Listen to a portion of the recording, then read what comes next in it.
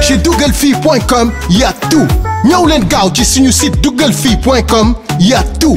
Découvrez nos offres exceptionnelles. Smartphone, Android et iPhone au meilleur prix. Climatiseur split à partir de 125 000. Ventilateur dès 15 000. Téléviseur à partir de 35 000. Vous cherchez un réfrigérateur? On en a dès 55 000. Congélateur à partir de 95 000. Une cuisinière 4 feux à partir de 85 000. Des machines à laver dès 112 000. Des micro-ondes, plus de 3 000 produits à portée de clic sur notre site. Gaaw leen gaaw ñëw seet si ñu ci suñu boutique bi nekk à Grand Dakar Thiossane en face station BRTB ou appelez pour commander au 33 824 07 35 ou au 77 267 20 20. dougalfille.com daal y a tout. Sur ton téléphone connecte-toi, c'est parfait.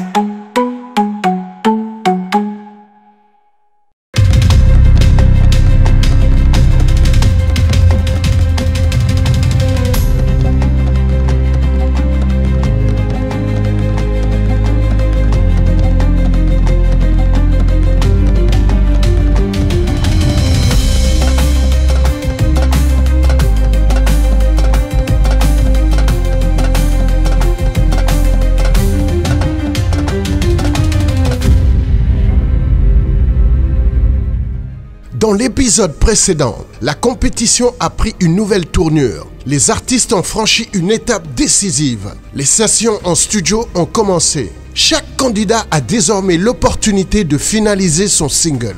Ami a été la première à boucler son enregistrement. Puis ce fut au tour d'Omar, accompagné de nombreux musiciens pour une session live intense. Il faut dire que chaque single reflète une identité propre. Et Omar a opté pour une approche live, fidèle au style qu'il affectionne. Mais cet épisode a aussi été marqué par le rêve d'Aïssatou.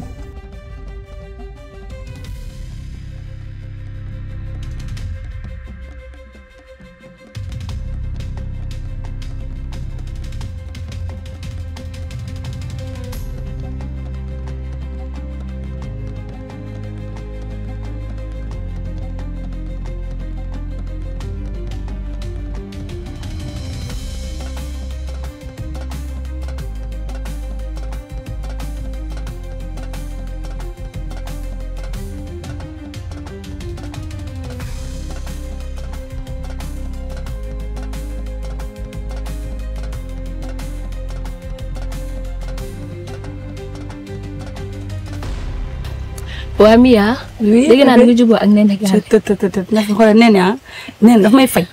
Néné da lay déconcentré. nga ñëw xuloo at moom. mu ñëw def telle sorte que ñaar da ngeen di jubóo. fokk ngeen jubóo. rab la Néné kenn mënu ko mën maanaam Néné du nit rab la.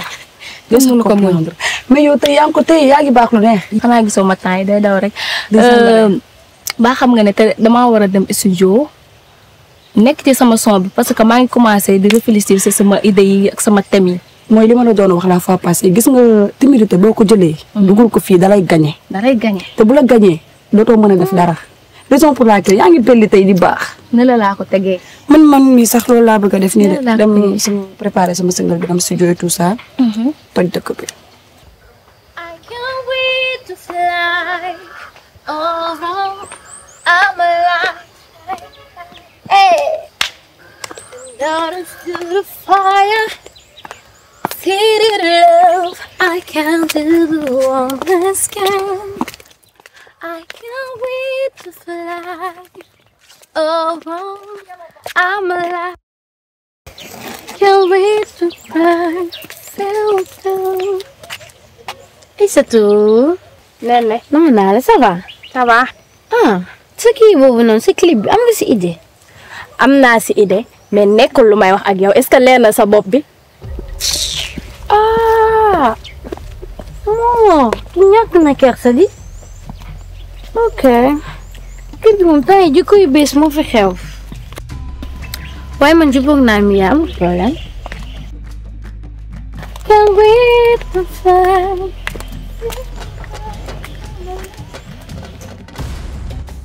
kër gi moom temps yi se passe des choses bizarres. Aïssatou maa ngi wax may ñàkkal kersa. Nafi ak Ami moom jubóo guñu moom après Ami may wax may créer ay problème quoi balaa maa dee ma def dara ñu ma wax li ma koy jiin quoi su may wax ñuy kii mais je pense que nag voir que dañ maa xaw a ragal tuuti rek mais xam nañ duma seen borom nag loolu la mais maa ngi nii dem studio bu ma duggee nañ xam ne lépp dëgg la.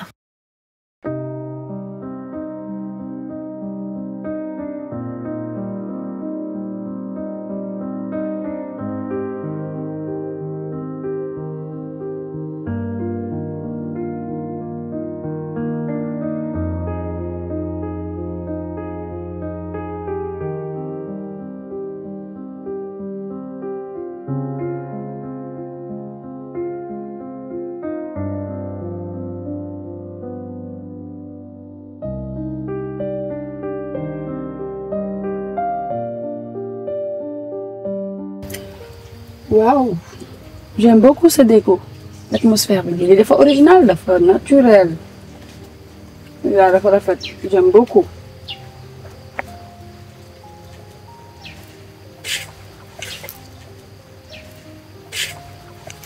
Et c'est tout? Oui. Tu disais? Fan la nekk yow? Non. Nekkuloo fi. Li ma fi wax yëpp tontuwuloon. Lan la? Ça va? Je vais bien. Non, ça va pas du tout. Non, wax ma lan la. Pourtant ça va de. Non. Xoolal yow boo nekkee dama koy xam boo nekkulee dama koy xam. Yaa ngi comprendre donc t'as pas intérêt nga may jéem a nëbb lan la ak la génne wax ma lan la man je sais que ça va pas. C'est vrai que ça ne va pas. Développe. Boy dama def benn rêve bu bizarre boo xamante ne. Ouais. te dafa nekk di ma traumatiser. rêve bi daal man ak Néné Gallé la woon man fi ma nekkoon sax xaw ma fan la Néné Gallé di rocc sama baat bi. Ci. Je te jure boy may yuuxu mënuma woon way su may way benn mélodie dara muy rocc sama baat bi boy man nekk ci dimension boo xam ne mënuma la sax expliquer.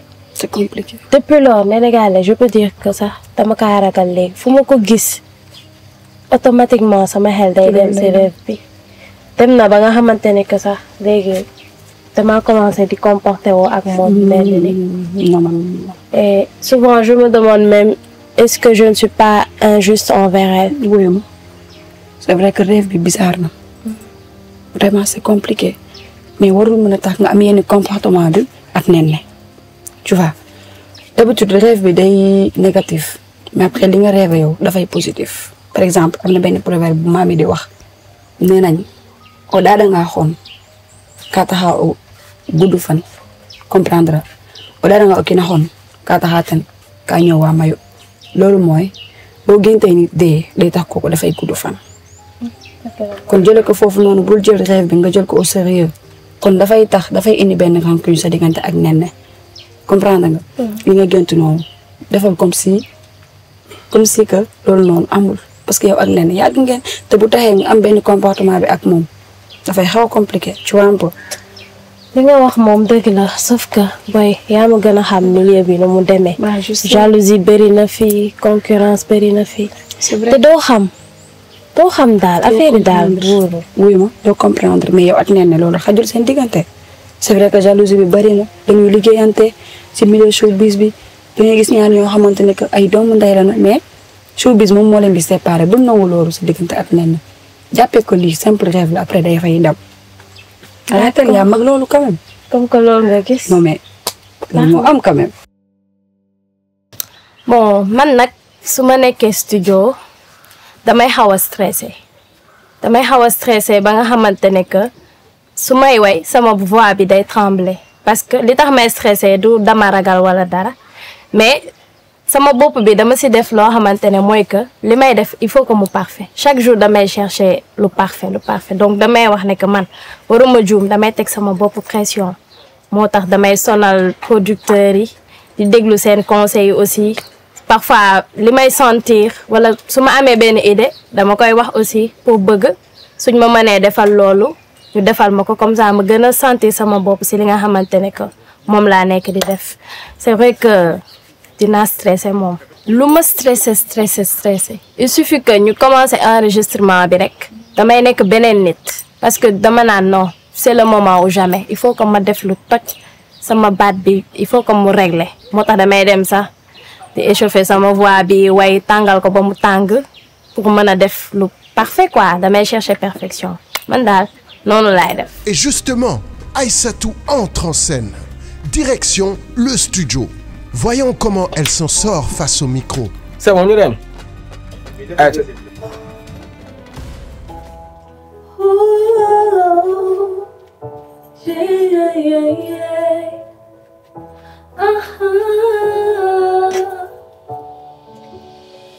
Halela udema golfe wahidu wataha amujum yongi may khol betu magana wahitere ma kham fi mujra fulak fayda lande chima jara mama yayi boy jum ak fit monne chima ngachengala mama bye boy nanjem fi après.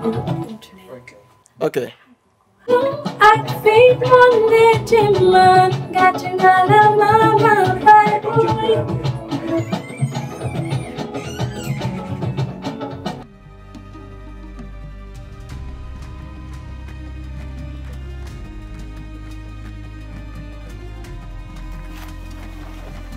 Tu ne penses pas que war nañ mën a wàññi gamme bi pour ma gën si nekk à l'aise mu gën a joxe dara dara xalaatoo loolu parce que franchement je pense que mën nañ def loolu pour ma gën si nekk daal.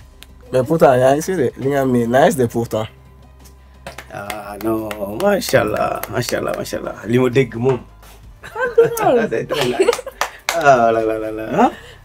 Ah vraiment t'as bien chanté hein, machallah. Merci. Alors au début nag je voulais parler d'amour toxique mais xamuma woon exactement yan moo laa war a utiliser pour aborder sama waay bi pour que nit yi gën ko comprendre après nag si laa doon déglu waayu tonton Pape Birahim ki ma doon seet mu nekk waaye boo xam ne daf ma yàgg neex bi ma ko dégloo nag ma ne waaw lii moom déclic la il faut que ma bind genre texte boobu pour que mu mën a toucher nit yi comprendre message bi nga xam ne moom laa bëgg a jàllale si sama waay bi. Je trouve que pour man fi mu nekk baax na parce que ni nga ko départ bi am na benn doole quoi.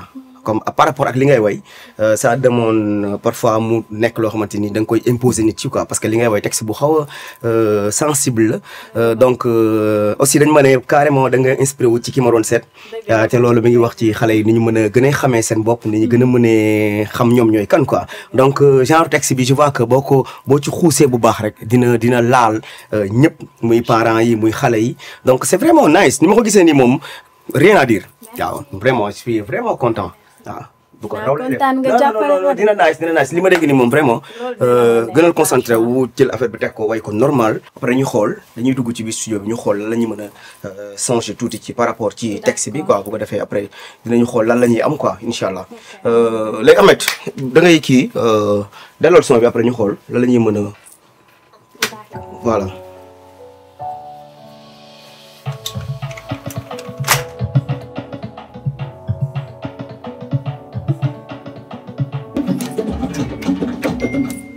waaw c'est que li ci gën a nice mooy beat bi quoi daf lay wayloo quoi c'est vraiment nice donc je vois que léegi ci par rapport ak texte bi dafa war a gën a mën a accrocher gars yi quoi te xam naa ne ni ñu koy amee mooy que ni début bi c'est nice léegi dañuy jéem a xool way bi mu tuddati amour toxique. Voilà amour toxique je vois que dama bëgg ki nga xam da koy seetaan mu xam li ban intention la waa ji am quoi ci yow. alors way bi nag texte bi daf si am benn wax boo xamante ne daf ma touché franchement mu nekk wax bu am importance boo xamante ne tey suñu société souvent suñu mag yi dañ ñu koy wax ñun jigéen ñi dañu wax ne que góor bu la xasee ba xam dalay wan ginnaaw te lu mu wax noonu dëgg la donc si loolu laa xool sama génération ñu mel ni man ak ñu ma mag tuuti pour que ñu xam ne que ak nu mu mënti demee nit loo ko bëgg-bëgg waru la jaral yenn yi nu mu si mënti demee rek il faut franchement ñu respecter sa ay principes. mu doon aussi loo xamante ni dafay léger quoi sax loolu muy diis xam nga je vois comme ni nga duggee xale la mu demagul fenn waaye du ma tax xam lan léegi boobu dañ koy changé dañ koy jël bu gën a yomb da nga naan xale la mu demagul fenn waaye du tax ma xam ki ma doon bët yi may xoole xam naa ko li nga bëgg man jëli naa ko xam loolu c'est facile que nit bi koy déglu xale bu jigéen dina xam ni kii li mu bëgg baaxul. D'accord. Malgré yow tu l'aimes mais li mu bëgg moom baaxul. boobaa di nga mën a dimbali ki nga xamante ni vraiment mu ngi toog di ko déglu quoi. waaw je vois que loolu moom mooy nice xaaral attends.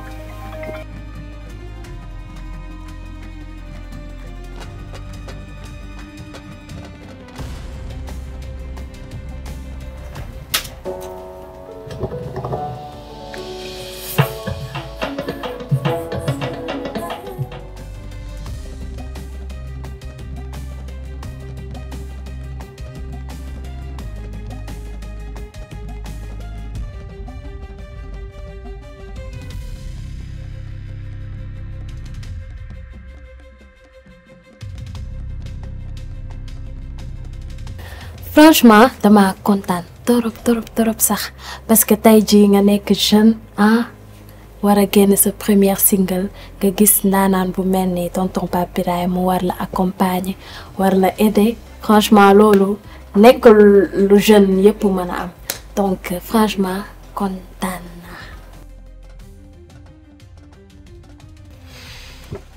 nangu naa ni yaa dóor premier match bi mais xoolal bi ba moom mu ngi noonu. yow xam nga bu baax ni maa lay génne maa la mën arrêté mën.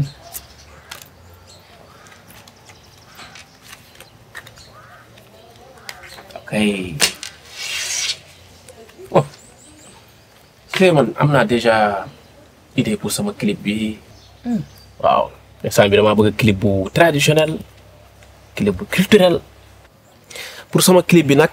Là moom am naa ay idées yu am solo parce que damaa bëgg mu doon clip boo xamante ne nii c'est purement culturel déjà damay bëgg mu am ay fas ci arrière plan bi ñu ciy gis ay dex ñu ciy gis àll bi tu vois verdure bi déjà Fouta moom nawet bi day nice instant bi moom yàkkamti naa ñu dem foofu produire ko foofu genre ñu am benn marié mën nañ sax produire benn mariage tu vois marié bi déjà day sol lu rafet lu weex am ay xaritam ay moroomam yoo xam ne dañ koy accompagner def ay hôtesse topp ko di ko woyal ànd ak ay tabala ànd ak ay tama mbir mi am voilà quoi mu am groove man loolu instant bi loolu moo nekk ci sama xel parce que damaa bëgg gën a refléter culture pulaar bi mais aussi culture africaine parce que soo xoolee sax ma jël exemple film Wakanda ñu bëri ñu ngi koy suivre am na benn africanité bu ci nekk man lu mel noonu laa bëgg ci sama clip bi te man xam naa ni mën nañ ko def parce que Fouta déjà toutes les ressources am nañ ko foofu tu vois mën nañ dem ci àll bi wër ci biir dëkk bi di gis ay këru ñax di gis en tout cas azur bu graaw quoi bu extraordinaire man instant bi loolu lay xalaat te yàqam dinaa ko quoi vraiment clip bi su génnee ñëpp kontaan ñëpp xool rek gis Afrique gis Sénégal gis Fouta Tooro et puis mu naturel quoi xam nga mu am ay àll ay garab comme Fouta ni mu mel quoi. yow da ngaa bëgg affaire àll affaire traditionnelle trop. waaw yow. non man tout le contraire man instant yii damaa bëgg xam nga la laa bëgg affaire luxe de star yooyu noonu affaire star yooyu noonu xoolal dem ay endroit yu nice centre commercial yu rafet yooyu noonu. vision bi ma am ci sama clip bi nag mooy que genre mu incarné ni ma mel parce que man damaa bëgg ay sañse ay ongles yu gudd cheveux yu gudd sañse yu garaaw yu toj pas sañse n'importe qui li nga xamante ne gis nañu di dox sañse yu garaaw génn style bu bees parce que man damay ñoom Beyoncé ñoom Nicki Minaj laay roy te ñoom noonu la ñuy def noonu la ñu mel. dama bëgg ay sañse yooyu noonu ànd ak samay copines def shopping dem ci endroit yu nice yi pas ay ñax yooyu noonu man du ma nit boobu noonu dem defi shopping ak samay copines loolu moo gën a nekk sama kii. te affaire ville yooyu noonu. xam naa yow tamit soo mbëggeel nga bind. waaw soo mbëggeel dafa xew te en plus nit ñi dañ koy TikTok man loolu laa bëgg damaa bëgg di xale jigéen di gis seen bopp di snap et tout xam nga. man bañu ma loolu sax mais problème bi mooy ni que yéen ñëpp soo leen defee ay son mbëggeel wala comme li nga cité fii pour sa clip. xam naa ne wóor na ma ni ñeneen ñi am na ñoo xam ne lu mel noonu lañ bëgg luxe affaire yooyu te boo moytul da ngeen di ndróole quoi. ooy ñu bëri da nga may wax ni genre que dinaa ndróole ñun ñëpp ay ndróole mais du ndróole parce que feeling bi sañse yi ak lépp loo xamante ni duma duro ak kenn daal parce que man dama spécial endroit ma mën nañ ko duro may ak feeling yooyu noonu duro wuñu ko de franchement arrêté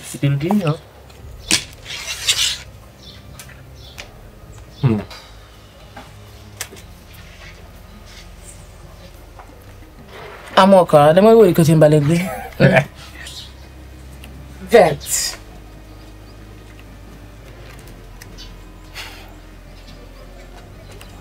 oh là là bàyyi naa sax.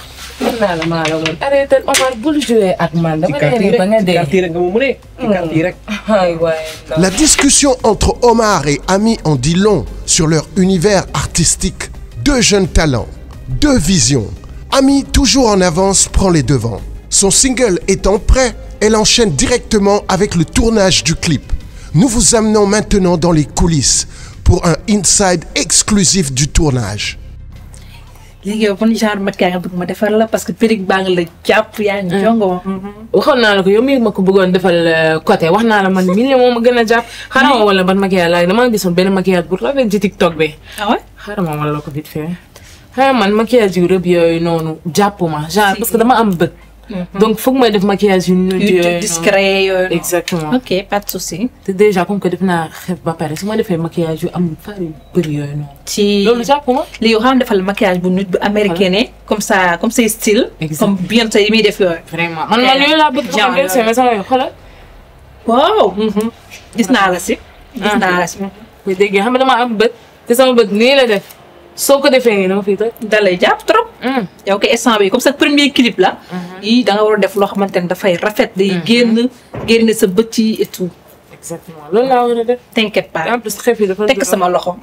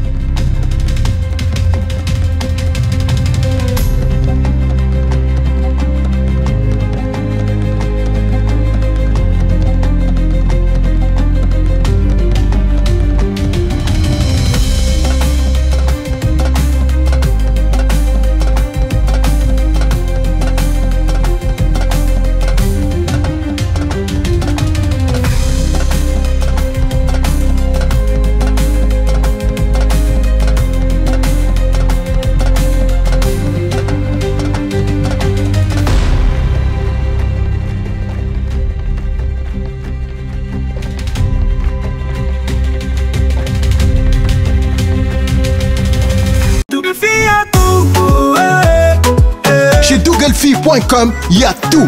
ñëw leen gaaw ci suñu site dougalfille.com, y a tout. Découvrez nos offres exceptionnelles.